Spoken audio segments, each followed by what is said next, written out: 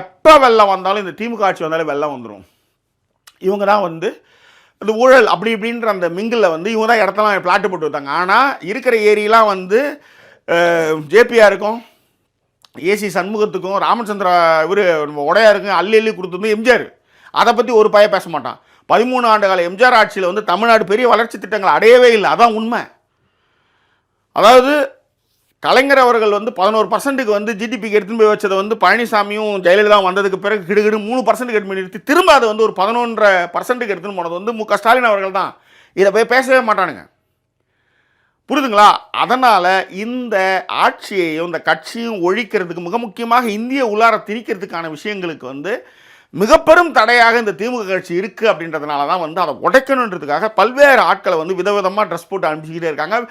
அதனால தான் நீங்கள் பார்த்தீங்கன்னா பெரும் பத்திரிகைகள், புகழ்பெற்ற பத்திரிகைகள்லாம் வந்து அதாவது கலைஞரம் நல்லா தெரிஞ்சும் கூட மக்கள் மத்தியில் வந்து இப்படி ஒரு ஆள் வந்து வந்துடுவான், தாவேகா தலைவர் விஜய் அவர்கள் வந்து தான் முன்னணியில் இருக்கிறாரு அப்படின்னு சொல்கிறார். அவர் வந்து என்னன்னா ஓய்வுன்னு ஏங்க எலெக்ஷன் டைமில் கூட மக்களை சந்திக்க முடியல. என்னங்க நீங்கள் ஒரு தலைவர் நான் கேட்குறேன்.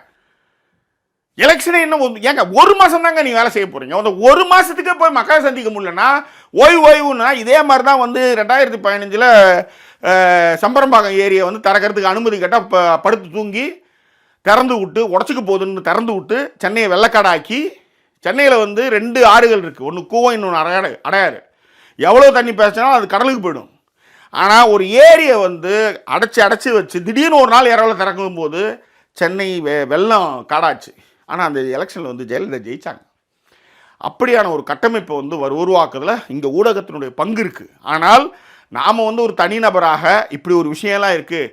எனக்கு ஒரு விஷயம் கிடைக்குது என் வாழ்க்கையில், அது எல்லாருக்கும் கிடைக்குன்னு நினைக்கிறோம்ல. நம்மளை வந்து கேலி பேசுவாங்க, எல்லாமே செய்வாங்க. ஆனாலும் சொல்வது நம்ம கடமையாகிறது.